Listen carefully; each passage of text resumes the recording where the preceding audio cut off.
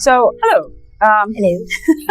Today I have a pleasure to talk to Teresa Wintermyr. Yes. Who is two-time WMC World Champion, and WMC means World Muay Thai Council. So, Teresa has 96 professional fights. 95. I have a very different background. Okay. Muay Thai is my hobby, but I have Chinese martial arts background, which is not very martial, to be honest. Lots of questions that I'm going to ask probably will sound a little bit beginner elementary level, so I hope you don't mind. So my first question is, I did a little bit digging on your story, and it turned out that from 16 to 24, you were a fashion model. Yes. And then at 27, you became a Muay Thai fighter. Yeah. So I have two questions. How and why? I grew up in Stockholm in Sweden. So this was in the 90s. So I wanted to be a model so badly, but I was like 15 or something. But I was actually like discovered on the streets and like sent to a model agency, but I was still very young. So I did some like random jobs that you can do in Sweden, like fashion, like catwalk. And then when I finished school, so I was 20, they sent me to Paris to like pursue modeling. So I was there for like 4 months, living the glamorous life. It was not very glamorous. And then I came home, but it was kind of like either you make it or you don't, but it's not like you can just sit and this is something you won't make money until you make it. So I was like, okay, well, I guess I can just model on the side, but like I need to do something like work or study. Yeah, my sister, she pushed me into going to university, even though I had no idea what I wanted to be yet.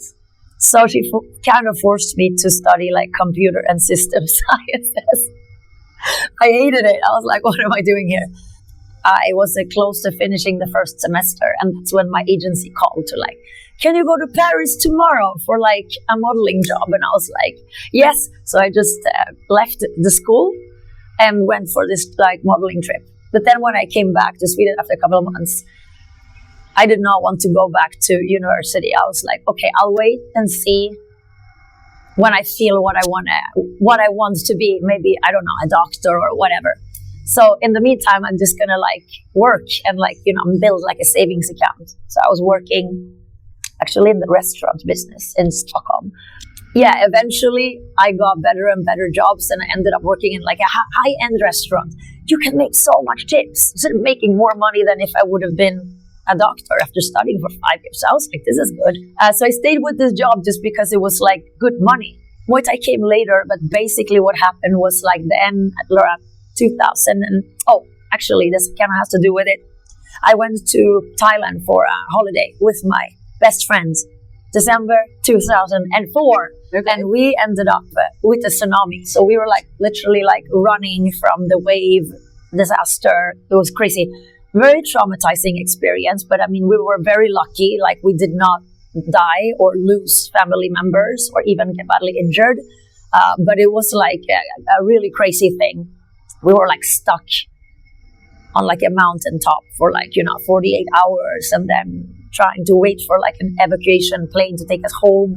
And on the plane we were on with all these people from Sweden who were like all, messed up, who lost like their family members. This is where my sort of love for Thailand started. That's a very interesting beginning of love. So I saved some money, and then I went back to Thailand about maybe 4 to 5 months after the tsunami. And I went to Phi Phi Islands to try to like volunteer. So I came there, I was by myself. I went by myself. So I was there to like volunteer work. It turned out that you had to actually like have skills, like carpeting skills or electrician skills to actually mend things. I was like, I don't have any skills. So what was left was kind of like picking garbage on the beach, but it was like endless. Just people's belongings and just like, it was crazy. So I was there doing this volunteer work for a couple of months. And during this time, I really fell in love with Thailand. Like I felt I got this bond, and I can't really describe it, but the bond was because I was like there during tsunami. So I had this trauma, but then you get this kind of strange bond and bonding with people there. And it was like I guess, pivotal moment in my life. I mean, I knew that Muay Thai existed, but I was not really interested at this point. When you work in the restaurant industry, and this is also from modeling, you kind of get into like a kind of unhealthy lifestyle. I was athletic when I was younger, but all of these years during my 20s, I didn't do anything. So I was like, yeah, maybe I should start exercising. And at this point, it really felt completely random. But I saw martial arts. Because I used to do taekwondo when I was a little younger, like 18. But this was not my choice. It was my sister who just wanted somebody to go with her. I went to kickboxing, actually. But they also had like Muay Thai. They had a real magazine, a paper magazine, like one of those glossy ones, but it's like a free magazine. Fighters Mag. I was like, interesting. Took it home with me. And in there was like an article. A Swedish girl, is like a little bit older than me. She's a journalist, like a freelance journalist. She's also a Muay Thai practitioner. I didn't know her at the time. So her article, she had made an article about going to do a Muay Thai camp in Thailand. So this is the first time I've ever heard of that. Okay, so apparently you can go to Thailand, to anywhere, and you can join a Muay Thai gym, and it's called Muay Thai camp, and you train like twice a day for hours every day, like except for Sunday. And I was like, that sounds cool. So I read her. She was there for months. She was in Pai. That's how I ended up here. I had only been in the south of Thailand during my Thailand trips. So it's from north Thailand. And the article was about how she was trying to kind of pitch northern Thailand better than the islands in terms of Muay Thai, because it's very touristy, and a lot of people who try Muay Thai, they want like that more authentic like experience. So she was training there, and she described it, and then she had a fight in the local stadium, and I was like, oh my god, I have to try this. I thought it was amazing. I never heard of anything like that. So I was like, okay, booked my trip, and I went to the same gym that she'd been to, just because it was like and this gym also had it was owned by a Thai man, and then he was married to a Dutch woman. So I could like talk, because I couldn't speak Thai or anything. So I could like email and ask this wife. I don't think at the time I would have been comfortable just rocking up to like a completely Thai, So you want to have some sort of like, you can ask. Yeah. So that's why I went there. So this is like November 2007. I went there for a month, and this was like life-changing to me. After 2-3 days, I was already like obsessed, because I had started training at the gym in Sweden. I was already pretty fit. So this means I could immediately like enroll in like the full program with the 10K runs and everything. So I actually ended up like getting a fight booked for myself at the end of this month, which is kind of crazy. It is crazy. Yeah, because in Sweden it's like, you have to kind of wait almost a year to just do sparring kind of, or like fighting is just like, no, you're going to have to train years. But here it's very much like, you want to fight, you can defend yourself, you can kick 50 kicks without like puking. Okay, you're good to go. Because you're going to fight with another beginner, basically. So my next question would be, like you said that you trained in Sweden and then you came to Thailand. And as far as I know, you spent a lot of time, and like first in Pai and then later Phuket, as far as I know. So what is it? Traditional Muay Thai training and in Thailand. Yes. And if men's training different from women? From women, yeah. At the time, and I think still, but at the time, let's say up until 5 years ago, it seems from all of the gyms that I've been in Thailand, the training structure is like very similar. It's like pretty much exactly the same. And it's based on fighting, because all of these gyms, they existed before foreigners came to train. They're for pro fighters, like the Thai Muay Thai fighters. So that's why there's the structure with like training in the morning and then again in the afternoon. So they can like train in the morning and then they can like go to school and then come back from school and continue. Or if they're already out of school, it's their profession to just train full time, and then they fight, every week. Or if they're like on the big scene, like you need more training, so maybe like every month.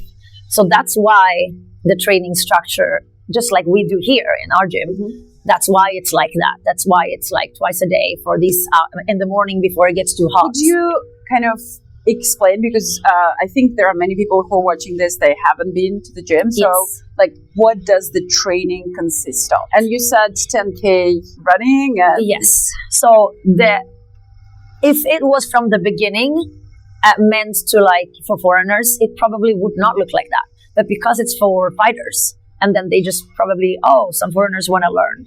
Yeah, you can join. So that's kind of why the structure is pretty hard training.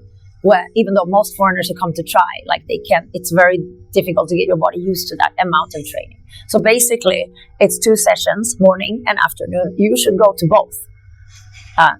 If you're there to do Muay Thai. The running is like considered a warm up, and it's crazy because it's 10K in the morning, and then in the afternoon it's like too hot, so then you just do skipping.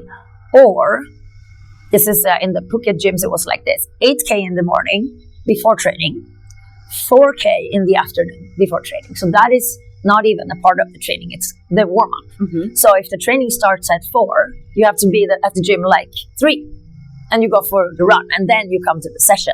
So it's not a part of the training, it's on top of the training. And then it's like you get to the gym, it's shadow boxing, 2-3 rounds, which I can feel is like a little bit too much, but apparently it's important to shadow box. But you wrap your hands. There's basically a warm-up for the people that didn't do the run. The main portion is the pad rounds. So it should be 5 rounds on pads, and they mimic the fight. That's why it's 5 rounds. And the rounds can be anything from like 3 to 5 minutes. I mean, in a fight, it's 3 minutes. But maybe we need to explain something, so that's why we take a little bit longer. And then there's a break in bigger gyms. It's kind of with a timer on the wall, and then each round begins and ends same for everyone. So you just listen to this, like, they blow the whistle ding, and then it's like 1 minute or something in between. And then you can drink some water, but like that's it. That's your next round. So you do 5 rounds on the pads, 5 rounds on the bag. And then after that, there will be sparring, clinching. Well, in my case, because I was the only girl, and this was still like 2007, so it wasn't common with girls in the gym. So basically, I was not doing any clinching because they're like scared to clinch. Yeah. It's also a cultural thing, I think. Yeah, right? it's like the physical, Asian, physical contact between the sexes. It's like not considered normal. Yeah, exactly. Yeah. So they're very scared. They think that you think the same. They were very like, oh, no, we shouldn't be touching her. Like, it's only if you're like family or like a couple that you can maybe do that. So I was very much like without clinch. But then I got the fight, and I was like, what about the clinching? And so this was definitely an issue, like in the beginning. So I had my first fight, went back to Sweden, saved some money, decided to come back for 6 months. This time I ended up in Phuket. And there, they also have gyms there. And this is where I found out that, the training is pretty much the same everywhere, no matter which gym you went to. So I went to a gym there. So that gym was already used to having some foreigners. And they had some like Thai boys there who were helping with training. They were like fighters, but they also helped if it was busy. So they were like ages 16 to 21. So they helped me with like clinching and so on. And I found that they were more like accepting of like, okay, clearly women want to train too. They just kind of, in this gym, they tried to just look away from the fact that I was a girl. They was just pretending like I was a boy. That's how they sort of like saw it, because they didn't know like how to train. Yeah. They didn't know, and I never mentioned stuff like period and stuff because like they get really freaked out. So they just pretended like I was a boy. And sometimes it's funny because it was like weightlifting, and they put something in front of me that like I can't lift that, but yeah, they just put me with all these like teenage boys and just had me do the same. And for the fight, I mean, I had one fight already, which I could show them, and they were like, "Oh, very good. You want to fight? Okay, you fight 3 weeks." So yeah, I had to do the fight camp, and you could tell that they were a little bit like, "Are you not scared to get hurt?" That kind of thing. Like, you're a girl. Are you sure you want to fight? Kind of thing. And my first fight, I got my ass kicked because I felt like somebody who had like 30 fights. Yeah, that was also the question I wanted to ask, if you remember your first fight. Yeah, I remember all of my fights, and most of them I have video. But yeah, the second fight, I was like, because the first fight in Pai or in Chiang Mai, I was with another beginner. So it was like, I won in the first round. It was pretty easy. Oh, so your first fight you won? Yes, by like a knee knockout after like 1 minute. And I was like, oh my God, amazing. You really have no idea until you've done a hard fight. So I fought this girl. Obviously, she had much more experience. Oh my God, she kicked my ass. And I was like, even though, I was a beginner, but I mean, I knew what to do. But things like I can see a kick coming, I know I'm going to block, but my leg's just not coming up, and I just kick it. Like not fast enough, not trained enough? Yeah, like it's like you know what to do, but your body is just not listening yet. Yeah. And I was at the clinch all the time, but I kind of didn't for some reason. Everyone's like, knee, why are you not knee? And I was like, I don't know, my leg won't do it. It was weird. I knew I was supposed to knee, but instead I was kind of holding her and doing this. They were like, no, don't do that. It's like, why not? Yeah, like I was clueless in the beginning. This is the things I try to teach my fighters now, because like this took me time to learn. I'm trying to save people from making the beginner mistakes, and nobody tell them until like years later. So I lost, obviously, but I did go 5 rounds, and I was crying afterwards. And the trainers were like, oh my God, she's crying. They thought I was crying because I was like in pain. And I was like, no, I'm crying because I want to win. And they were like, she's crazy. But that's when they realized, oh, she actually wants to fight. Okay. And then they started taking me actually more serious. And they trained me like harder. I fought again, got my ass kicked again by somebody who was more fights and bigger and taller. Like I was completely disadvantaged. Got elbowed in the first round. There's some still photos from this fight. I don't have the video, but it's so funny because every photo is like, we're both like this. It was a Thai girl, but she had like 30 fights. And in one, I'm like, from her punch. It's crazy. I was like, I think I'm just going to defend this fight because like I felt like I couldn't do anything. So, for me, and again, for people who don't know, how do you arrange a fight? Like, I mean, there is a club, right? So how it happens. Yeah, how does it happen? You go to a gym and you train, and the trainers and the manager of the gym, normally they have, even if it's for foreigners, they also have some Thai fighters whose job is to fight, to make money. And then there are local stadiums, and they have a promoter. So your trainer or the head of the gym, the head trainer or the manager, they ask you if you want to fight, if they think you can fight. Normally they are the ones who ask, because like I wouldn't be like, can I fight? They tell you if they're like, do you want to fight? And then you're like happy because they ask, like, really, me? You think I'm good enough? Okay, something like that. And then they call the promoter and they're like, hello, we have this girl, she wants to fight. And they basically tell your name and country, because you're gonna come out on a poster, your experience and your weight. But there's no weight in there. Yeah, they're just trying to find something that is similar. It's just that at the time there was not a lot. In terms of experience and weight? Yes. Okay. Yes. Yeah. But you're not going to get anyone, or at the time there was nobody with my weight and experience. Yeah. So I got somebody maybe my weight, but experience 30 fights. It's a big difference. Because they don't care so much about the outcome. You just do it to get experience. So it's like, well, do you want to fight? This is what we have, do you want it or not, kind of. But they won't tell you before. You find out when you get there. So, again, from your previous interviews, I found out that, and as you just said, you had many fights with people with that experience and sometimes much heavier. Yeah. I remember you mentioned there was one girl who was like almost 15 kgs heavier than you. Yeah, it's crazy. So, looking back to this experience, do you think it really helped you in a way? Or you'd rather avoid it because like it literally brought you nothing except of pain and loss? No, because it definitely helped me. There are some fights. Okay, so at the time, so there was like about 2-3 local stadiums in Phuket, so it's quite a lot. And there's a lot of gyms. There are some female fighters, but not a lot. Maximum 1 female fight per card.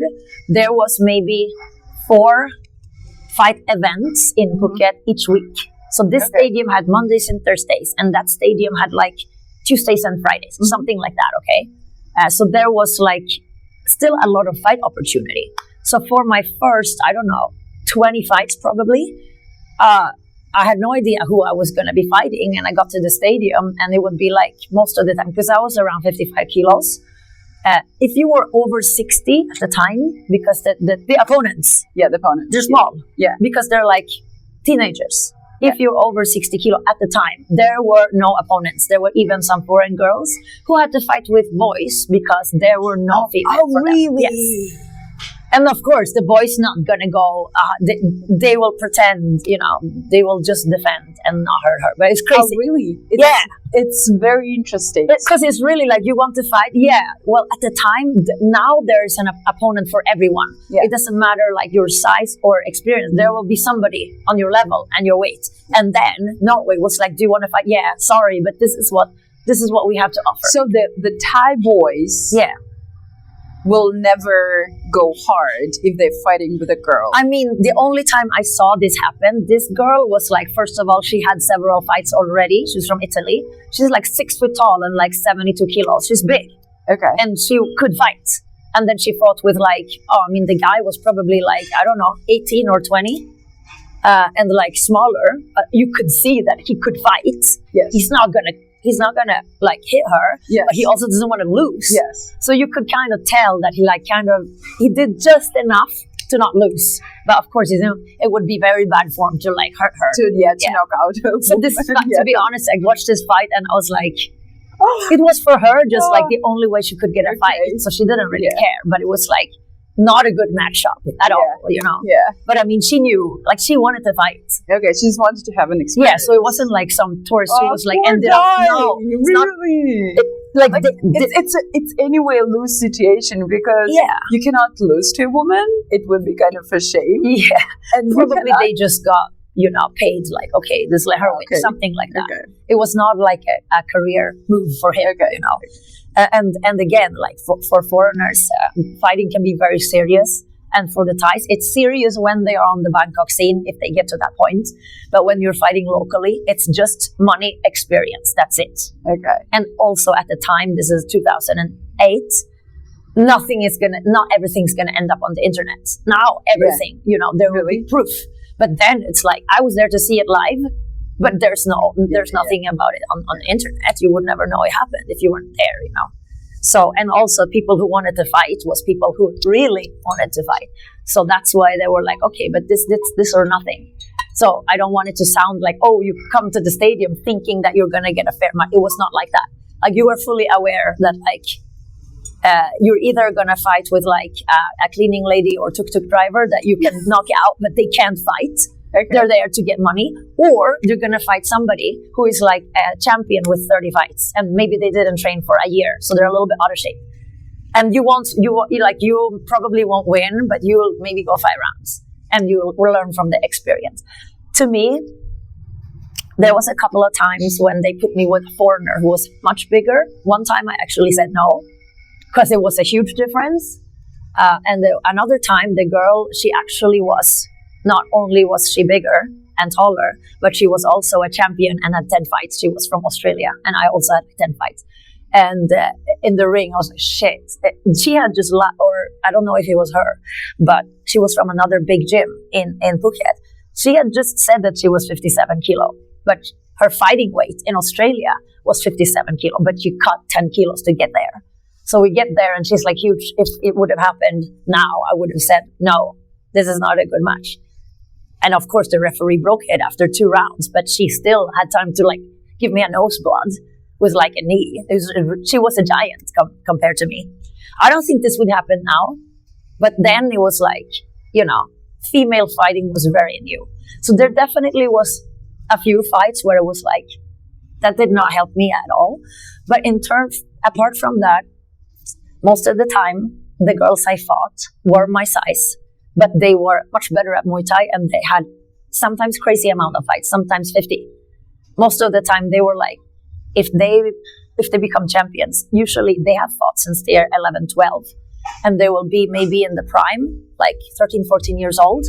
And then maybe they take a year or 2 off and they come back and they're like, still obviously good, but they're like, not in the same shape as before. And that's kind of the compromising thing that makes them able to put them with like a foreigner who is like able to defend themselves and they want to fight. And like, we're quite, we make sure that we are physically in good shape before we go in the ring because we're not doing it for money. So the next question then. Yes. How is the regular training, everyday training, different from getting ready to big competitions?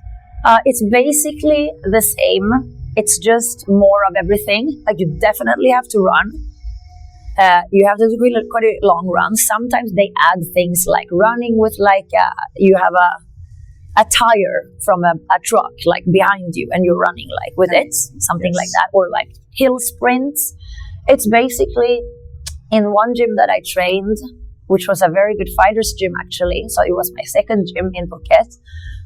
You went from 5 rounds on pads up to 8 rounds of pads.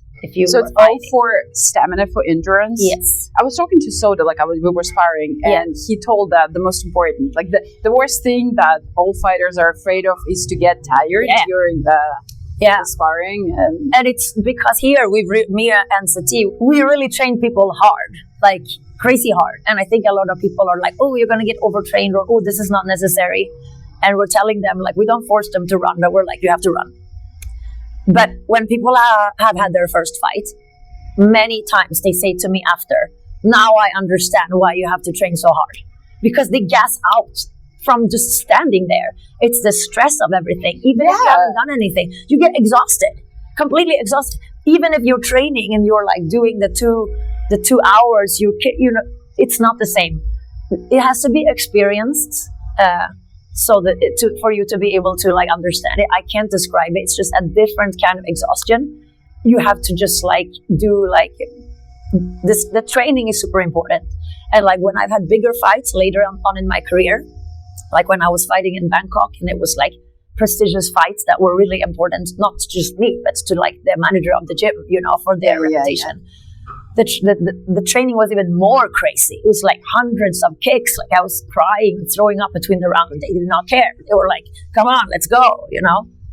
You just do it. I was like, Jesus, I was so tired. Like, you know, I can barely remember from this time. But in the fight, I did not get tired. And this is what counts. There's a worse thing to get tired in like round 2 or something. So like it's super important. And you do learn as a fighter. If you are, some people just want to have a couple of fights, 2-3 fights, and then that's it.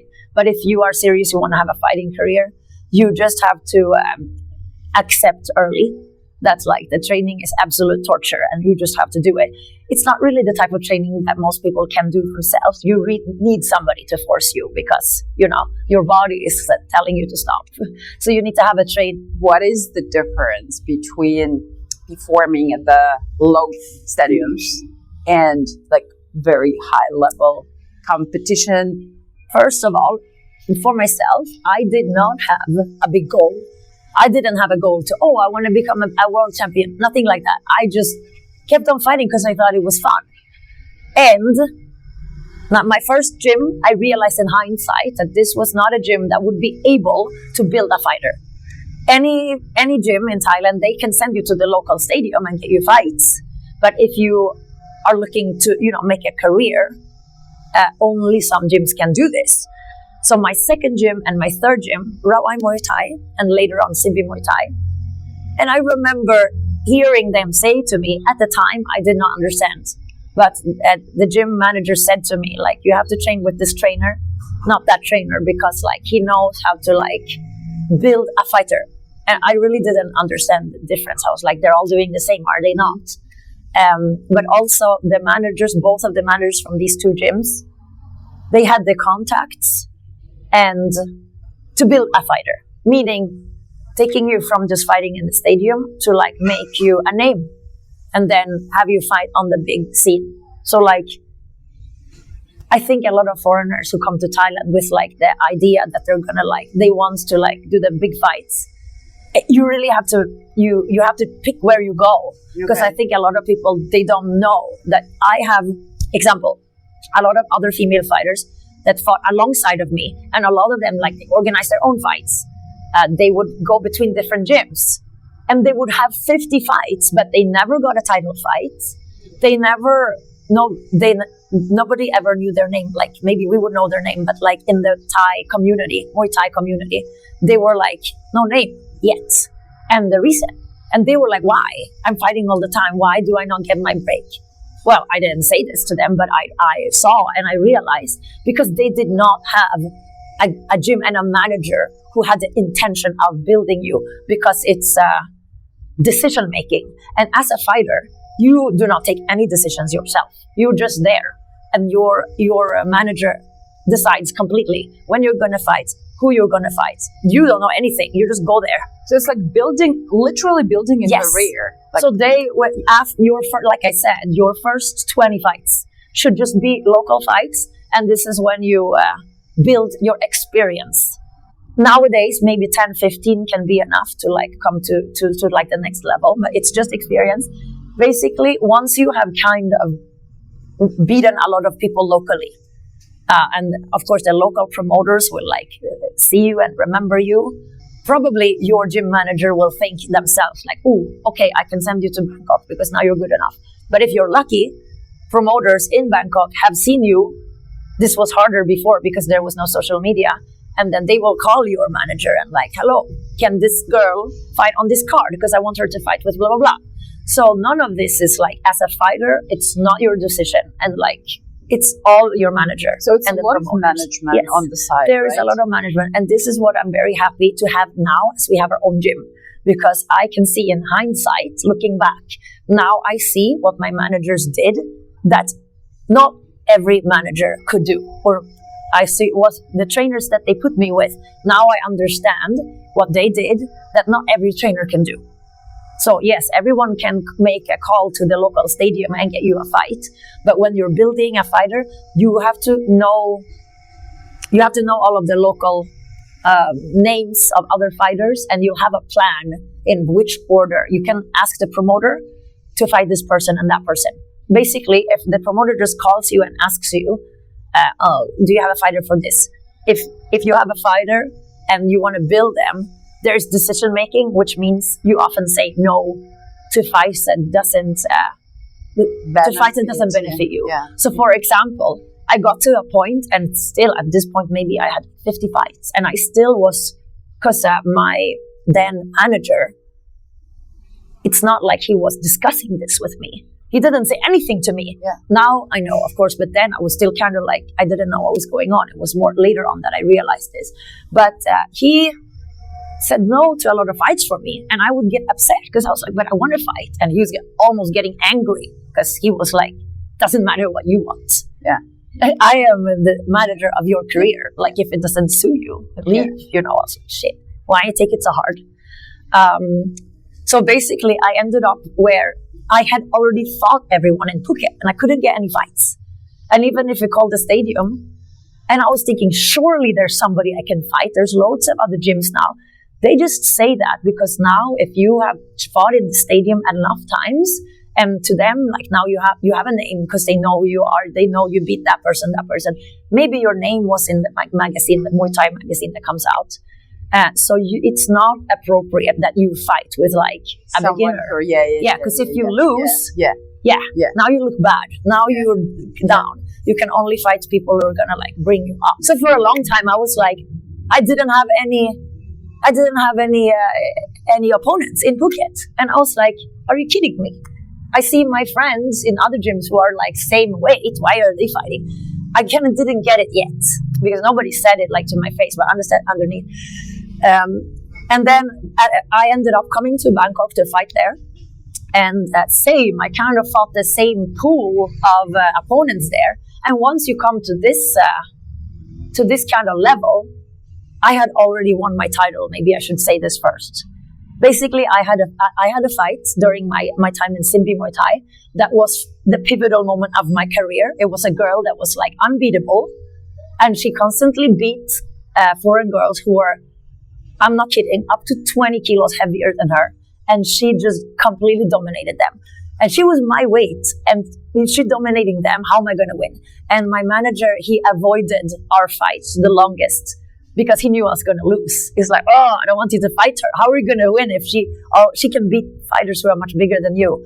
And this ended up getting called out in like the Muay Siam is a magazine that comes out like once a week. a paper magazine, and it has like half a page that is like women's Muay Thai. The rest is male Muay Thai. The whole magazine is for men. This is like, and it said something like, yeah, we've been waiting for a long time with Teresa and this fighter, but the Simbi manager keeps on, dodging it. So now he kind of had to do it. Challenge, public challenge. And I had no idea. I only found out because I was reading it, and by that time I could read Thai, but because it's all in Thai, I would have no idea otherwise. And I was like, oh. I didn't know we were dodging it. I wasn't dodging it. My manager was dodging it. So I ended up having to fight her, and he was so pissed. He was like, you have to do sit-ups. Oh God, you're going to lose. I did lose the first 3 rounds, and then I got like a good knee in, which turned around the fight, and she got tired. And you can hear, this video is also on YouTube, you can hear my manager screaming like, yes, do this, do that. He was like, oh my God, I couldn't believe it. So I ended up actually beating her. And this was for me, or I didn't know, but for me in terms of like a career, this is like, oh my God, you beat this unbeatable girl and she's your weight. Great. Now you are considered let's going up a level. Great. Okay, so great. So after that, I did the title fight. I actually did several title fights, but I lost. And I think it was maybe my 3rd title fight or something. I ended up fighting with a girl that I trained with her earlier, and then I left the gym. And then the owner of the new gym and the owner of the last gym kind of had beef. So they were like, we're going to make them fight. And it was like a big side bet of like 70,000 baht, crazy. And then I beat her the first time. I had way more experience, so I knew I was going to beat her. But she was like, I'm going to kick her ass. And I was like, I trained with you for 2 years. Like, I was teaching you, what the hell? But I didn't say anything. Like, I kept classy. So we fought once. I won the big money fight. And then she won a title. And then my manager challenged her for the title. You have to, if it's a real title, like the WMC World Champion title, you can't just fight because you want to. Like, you have to do something to qualify. But because I had already beaten her, and I already had beaten the girls that she had to beat in order to get the title fight herself, then I had automatically qualified. So I fought for her title and beat her. She became very depressed, and I think she got kicked out of the gym. And it was a whole thing. But also, I was like, lots of drama. She used to be my friend. Nothing happened between us. I think she just got a big head. And the gym owner with the gym I left, who's talking into her ear, like, come on, you can be better than her. And like, she listened, and she went to say, basically telling everyone she's going to knock me out. And I was like, are you kidding? Like, I think she had like 14 fights and I had like 44. So there's a big difference in experience. So surely it would not be easy for her to like knock me out, like she said. So obviously she did not. But I mean, to be fair, it was pretty even, but it's still definitely, I knew before the fight I was going to win. So maybe she also knew before the fight that she probably she was just insecure. So this is how I won. That was the problem. You see, probably that she knew that she was going to win. Yeah.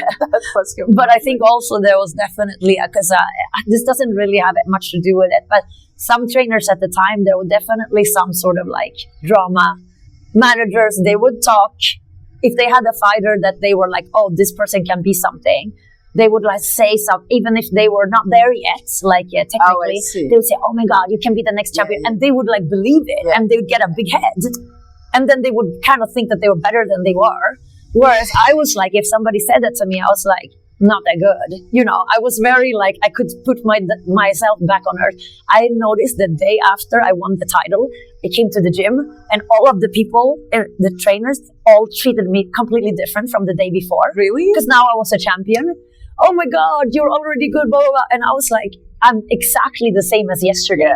The only difference is like, I beat this girl who I beat before anyways. So to me, I think I was just like more self-critical. So I never listened to this like, oh, you're so good.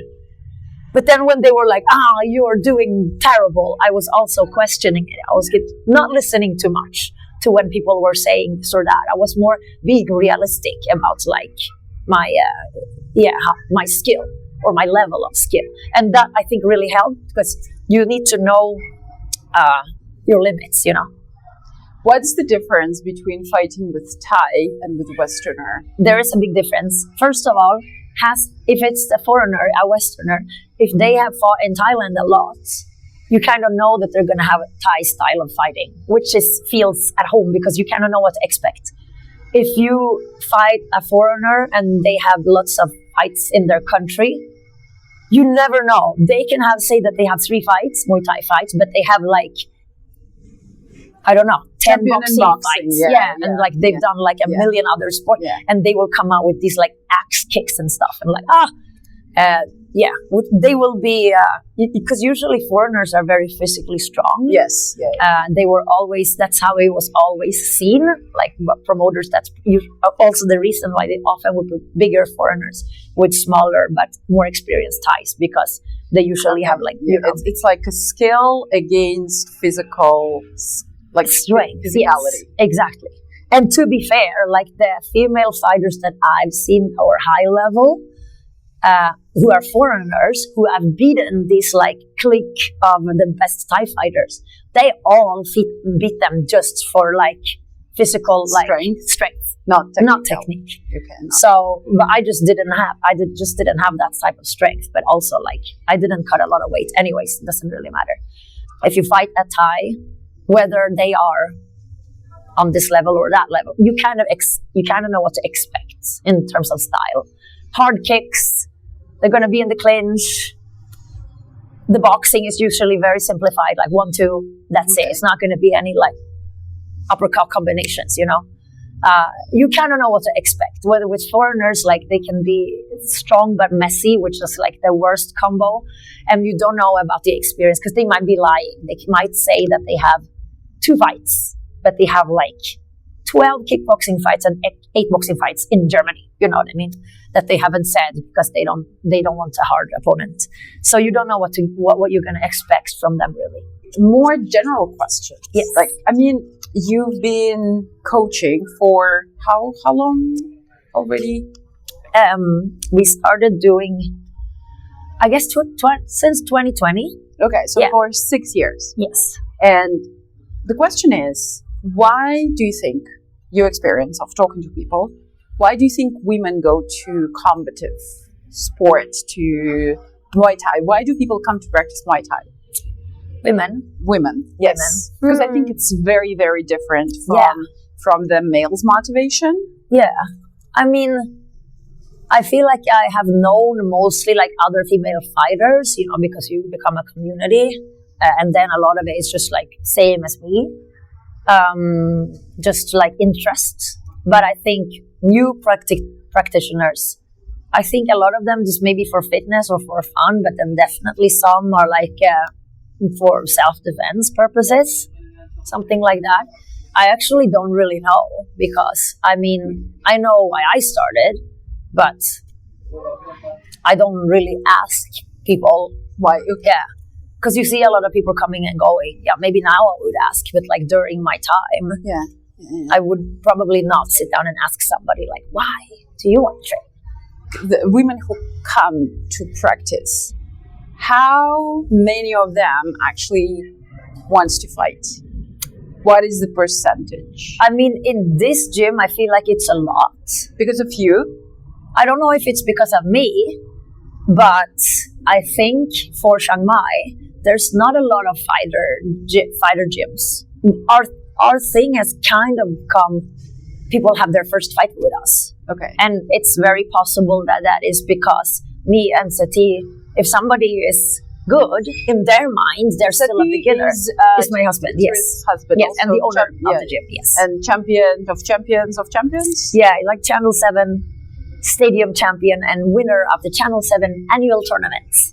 Which is one of the most prestigious. I read that it's like the most prestigious among Thai people. Really? Yeah. Like I mean, in this time, like before COVID, you could say, in terms of like for the male fighters, I guess it's like Ratchadamnern and Lumpini stadiums, and then Channel 7 stadiums. That's kind of the 3 things. So yeah, I guess so. But he was mainly at Channel 7, which is on TV every Sunday. So it's like loved by the public.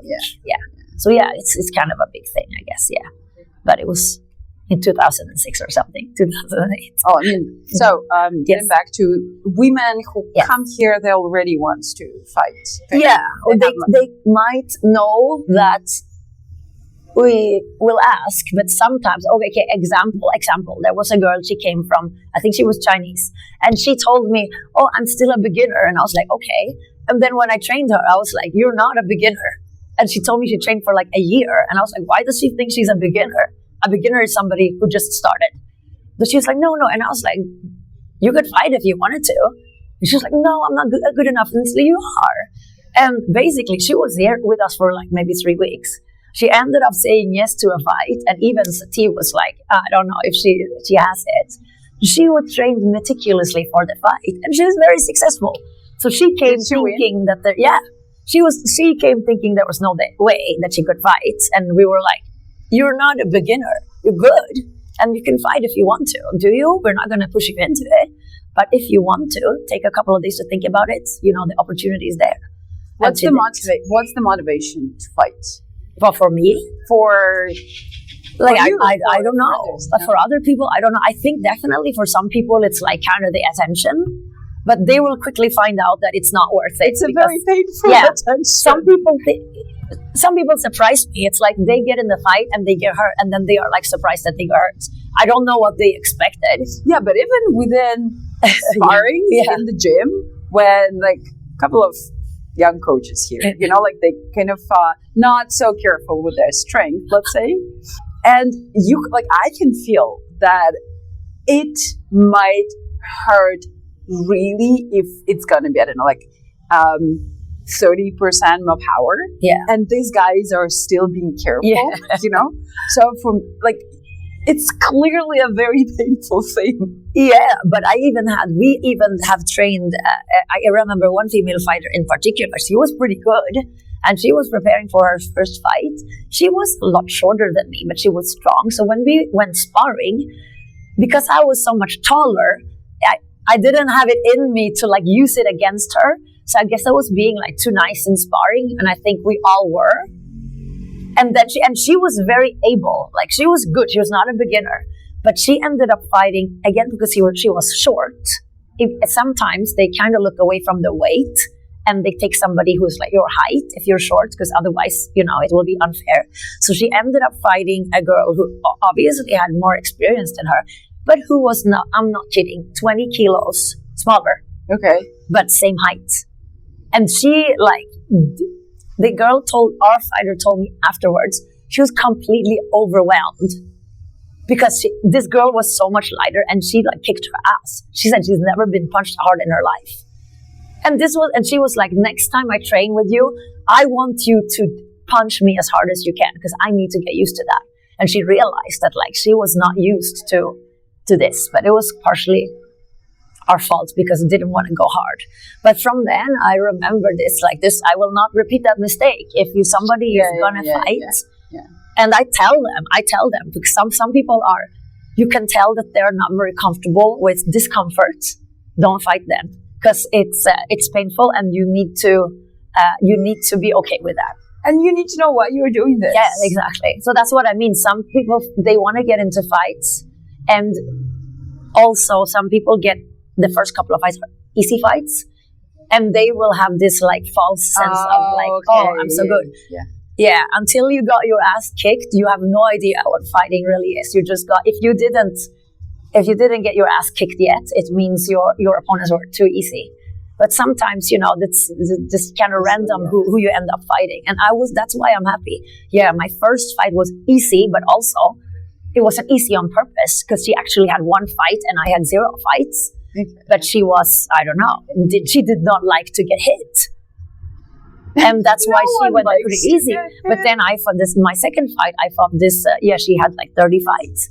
Yeah, it was painful, but you know, I still kind of like got through it. And so I found out early that it's actually very tough and hard to fight. And a lot of people, they fight out after fight 10.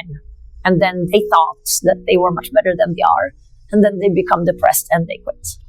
So let's talk about man attitude. Yes. To female fighters and just to female practitioners, because I experience that quite often. When people hear, you know, that I practice like boxing or Thai boxing, then it would be immediately a comment that, oh, you know, it's not feminine. Why do female want to compete? with men's testosterone. I don't really understand it. And in the beginning, I thought that it was a cultural thing from the West.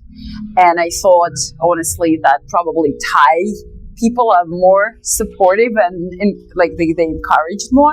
But again, I watched your interview where you said that like even your coaches, and I think you were mentioning your boyfriend who was also a practitioner, they didn't encourage it and they were surprised why you were doing this. What is your overall experience with men attitude towards female practitioners and female fighters? When I first came to Thailand and trained, definitely there was still this generation of trainers that are very old-fashioned.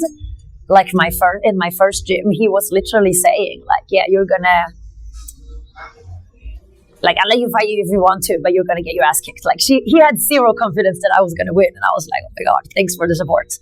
And I noticed most men, Thai men, you could tell, because female Muay Thai only became a thing like maybe 10 years before I came here. It was very like, and I think it was mainly because it was probably sisters that have brothers who train Muay Thai, and they were only in that environment because their family was there, and that's how they kind of got into it. Okay, like it had nothing to do, so exactly, okay. Exactly. So that's kind of how they kind of were even allowed. But like I heard many times, even when I was in the bigger gyms with trainers who were okay with teaching, who were training girls, but then privately, you know, if you were sitting, they are very much in the gym, they are in their like trainer persona. But if you ever spend time with them outside, you notice that they are acting completely different. And we were like, he picked us up from the airport or something, and he was like, Teresa, do you really want to fight? Like, aren't you scared to get, he said something ridiculous, aren't you scared to get tired? Or scared to get, do you really like that? Like, it was clear that he, in his mind, it was like, why on earth? You shouldn't be doing this, that kind of thing. And also, yeah, I had, it was, I would say overall the experience was like the Thai men I had around me, they were like, okay, we'll let you do it, but like our personal opinion is like, why? And like, we don't really think you should, but okay, we'll let you do it, kind of thing. What does your husband think right now? Well, when we met, I was already like a champion and had many, many fights. So we were kind of like, he was also like not older than me. And when we first met, he was like a junior trainer. He was still fighting. So he wasn't in the position to be telling me what to do. Okay. So he was like, yeah, it was almost like we were on kind of the same level, not skill-wise, but like on the same level in terms of like, yeah, he was not in a position to ask me. But he's very, I think, because when he first moved to Phuket to become a trainer, immediately he was into like a touristy gym where he immediately learned like, okay, but here it's completely different from like where, you know, our culture, like women come and they train and they wear like bikinis and it's okay, you know. So he was like, okay, he was very open and immediately was like, okay, so they're different than us, and he was very open-minded with this. My ex-boyfriend, for example, he was very like, he didn't like, you know, the way foreign women dressed and acted and stuff like that, and he would tell me. But Sati is very like open and like doesn't really care about that. So I would say he has been supporting. Yes, I think when he's not supportive, it's not because I'm a woman. It's because like I think once you have been at the highest level of your career, you should leave when you're at the best. Yeah. And he's like, don't fight. Like you're just, you know. Yeah. Your name is gonna go down, you know. You're already at the peak. Stop it there. But I was like, I want to fight, you know. He doesn't understand why I just want to fight. So he's like, no, like, come on, you've passed the peak. Just like, why fight again, kind of thing. Just leave it where you were at your best, kind of thing. Which is like not really that important to me, I guess. But to them, it's very important with what's it called? The image. Yeah. Their image. Yeah, the like face. Yeah, like exactly. Like in China. Well, it's for us. It's like for me, I'm like, it seems to them their self-confidence and self-esteem is very much tied to like how people view them. For me, it's like even if I lose the fight, I'm still the same person. Just I won a championship title. I'm not better than I was yesterday. I'm the same person. Nothing changed. Have you ever been injured, like seriously injured? I mean, I've been incredibly lucky with my career, with my fighting career, because I did fight full time and train full time for 9 years with no break. And after that, I had a more couple of years where I kept fighting, but I was also working, and it wasn't like a full time thing. And I had longer breaks in between the fights, but I never got injured. Like, I got the normal injuries. You know, you break a toe here and there. You have bruises. Maybe you can't kick with your leg. Yeah, these are like kind of normal injuries that like come with Muay Thai, but nothing that stopped me. Nothing like, you know, broken legs or like a torn ACL. Nothing like that. So I guess I was very lucky to not have injuries that stopped me from like fighting. What is Muay Thai? Like, it's a little bit philosophical question. What is Muay Thai beyond fighting? Like, what is, like, is there something, you know, like behind it, the philosophy, something, you know what I mean? Yeah, sure. I mean, I really fell in love with like the culture and Muay Thai, the way it's trained and fought in Thailand, because it's very much just like a whole lifestyle. So as a fighter, if I compare with myself with other fighters, a lot of other fighters, they just want to fight. I do not just want to fight. I don't want to do other sports. I don't really want to fight outside of Thailand, even if it's Muay Thai, because it's not the same. I do not want to fight with small gloves or without gloves or MMA rules or K1. I just only like Muay Thai the way it is traditional in Thailand, because that's what I fell in love with, and that's the lifestyle. So I don't like, personally, it's not like I don't like it. I don't want to do it myself. I'm not interested in just regular fighting. I would not change to another sport. I wouldn't want to do boxing fights or anything. So what's so special? What's so special in Muay Thai? Well, I already had this bond with Thailand, right? But I don't think I would have lived in Thailand if it wasn't for the Muay Thai, because I actually don't really enjoy the heat. So I think for me, I already had that bond with Thailand because of the Tsunami experience. And maybe I was looking for a reason. It's a trauma. Yeah, it's a trauma bond. Maybe I was looking for a reason, but also it was the right timing in my life, because I was a little bit like, my life in Sweden was a little bit boring, and it sounds horrible, because life in Sweden is very privileged, and I had a very privileged life. So saying that you're not happy with that sounds stupid. I understand. So for me, it was like, I honestly think I continued because it was something that I was not good at, and I had to make real efforts in order to achieve anything. I was not a talented fighter, so it became more an achievement for me to achieve personal anything. Growth, like base. Yes. Whereas in Sweden, like I said, I was like, I've lived like, I would say, a quite privileged life, and things have come easy for me.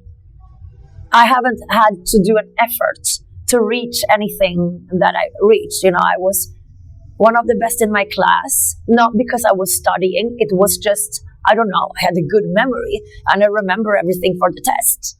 Then the day after, it was all gone, but the teachers didn't know that. And I felt guilty because like I had peers who weren't as successful, but they were studying way more than I did. So I had this kind of guilt. It's like a Swedish thing, I think. And then the modeling thing was also like, yeah, I wanted it, but it also cannot happen. It came to me without me having to do any real effort. So this was something that it didn't come to me. I came to it, and I had to make efforts. And I was not successful for a long time. And then eventually, when you can see, there's like a huge sense of achievement that I didn't really get before. That's great. I think that's what was it. What do you like, and what do you dislike about Thailand? Like, because you have this bond. Yeah. And you've been living here for the last 20 years, right? I mean, it's like 17 years, I guess. It wasn't I didn't intend to stay this long. It just kind of extended, and then like, okay, I guess I'll stay here. And to get to a point where like, when I went, I had, of course, like, I had culture shock a couple of years in, like several times, and kind of like got to a point where I was like resenting Thai culture, because it wasn't like I wanted. A lot of expats get that, and you have a lot of expats to discuss that with, and you notice you get to a point where you're all just sitting over a beer and complaining about Thailand, and it's like, maybe don't be here then. So I got to a point where I was more accepting, and that really helped me because I was more of a emotionally distressed person before that. But I got to a point where it's like I had to choose, I stopped caring about small things and only care about big things, and just had to I adopted this attitude of like, yeah, whatever kind of thing. And it would have been impossible for me to stay any longer if I didn't get that attitude. And when I went back to Sweden, I got like a culture shock, and I realized I changed so much and reverse culture. And I was like, this is not. I feel like I'm not in my home, and then it was too hard. So I lived in China for a long time, yes, so I know the feeling. Yeah. Once you kind of adapt to Asian style, and you can survive, and kind of like it doesn't bother you. It's almost like it would be the same amount of effort to switch back to like the Western mindset. I would assume, and from what you're saying, I realize you've changed a lot. Yeah. What do you think has been a bigger influence? Was it your life in Thailand or your practice, or both? Or it's very difficult to separate because basically... No, it's definitely just, I think, exposure to a lot of bullshit eventually got me to a point where it's like, I don't really care. I don't really get angry. I used to be very emotional. But was it jarring. Because of Thai culture or because of Thai boxing? I think Thai culture. Yeah.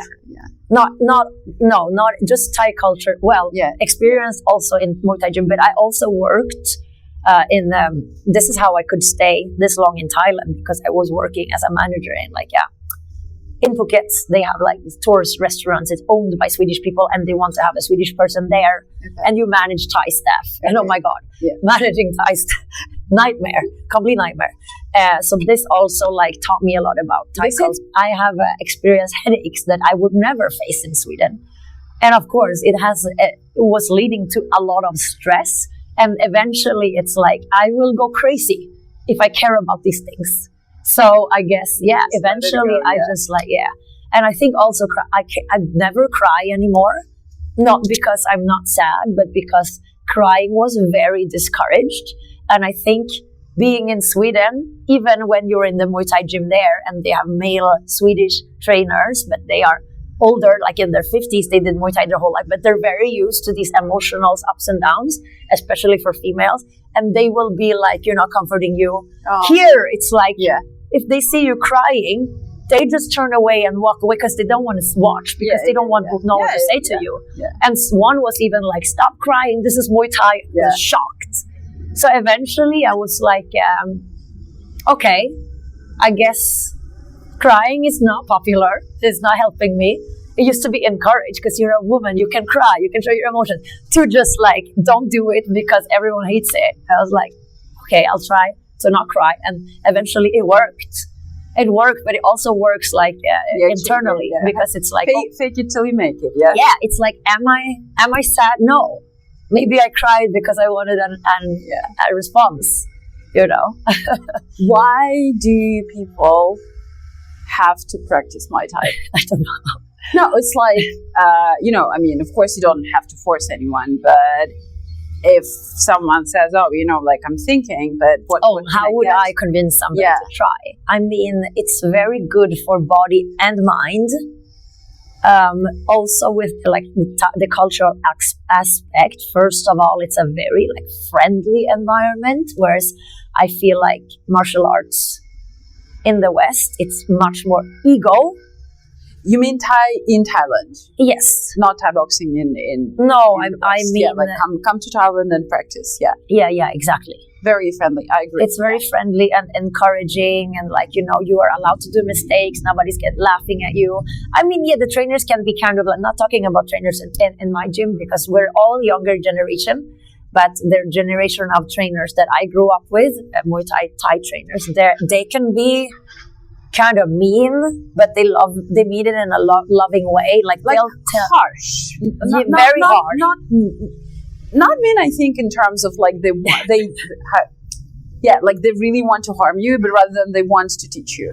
Yeah, but they do it in a way that can be kind of taken as bullying, from our point of view. Example, somebody fights whether they win or lose, and the next day the trainers will make impressions of them in the gym, and it's like mocking them, openly mocking, like, haha, you were looking like this, and it's like, oh my god, this would be jarring, you know, for anyone from Sweden right now. But here it's just like, to them, it's real life, you know. I'm from Russia, so you know, it's like, that's real life. Yeah, I mean, it sounds like a Russian person would definitely be okay with that. Whereas Swedish is a little bit more like snowflakes now. Another thing is like they can just say to your face that you're fat. Yeah, but I think it's an Asian thing. Yes, it's an Asian thing, and it's not like, from what I realize, at least in Chinese culture, it doesn't mean as a it's not insult. A bad thing to them. It's not a bad thing, or maybe it's a bad thing, but it's not like it's just a fact, you know? Yeah, exactly. Because you're fat. Like, okay. Like, that's what I learned too. That like to us, it's like, and I have had to tell several Thai people, you can't say that because it's extremely like offensive, and they're like, why? To them, they're just stating the obvious. Yeah, you put on weight, like, but fat to them is not a bad thing. It's a bad thing to us in our culture, and they're like, why? How to find a good gym? Like, if someone wants to come to Thailand, right? There are so many gyms. Yeah. How to find a good gym? Okay, first of all, find a good gym. First of all, what are you looking for? Do you want to fight? Are you a beginner and you just want to train for fun, for fitness? You need to find first a gym that matches with like what you want. And then I mean, there's so much online nowadays, but I would say read reviews, just even on Google Maps, there's reviews. And but, you know, for example, I was looking for a gym in Chiang Mai, and I've read reviews, and you have like, I don't know, 10 gyms, and many of them have 4.8, 4.9, and many of them have very, very good reviews. But then it's not good when you get there. Or what? So, like, how do you choose between them? Yeah, I mean, often, if you read the reviews, people often have pretty, like, elaborate explanations why they liked it. So you can find out that, I'm a complete beginner, and I was intimidated at first, but they were so friendly to me. Okay, now you got that information. Yeah. Or like, they asked me on my first day if I wanted to fight, and I never thought that I would be able to fight, you know. So you find out some if you actually read, if there is longer like explanations with just like 5-star review.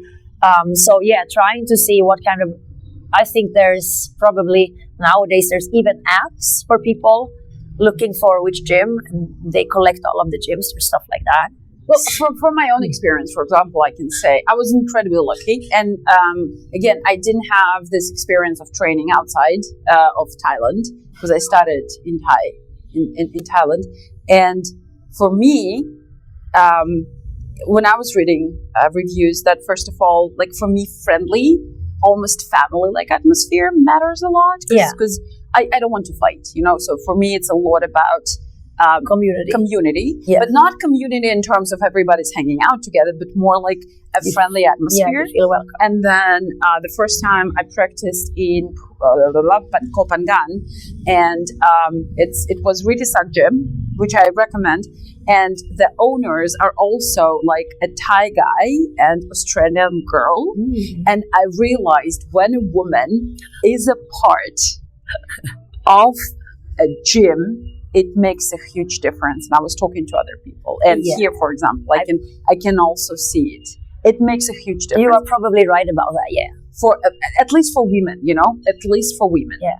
I mean, even the first gym I went because there was a woman who was a foreigner, so that I could like speak with her and she would understand what I wanted. Yeah. I probably would not have gone if she wasn't there. What is a good coach?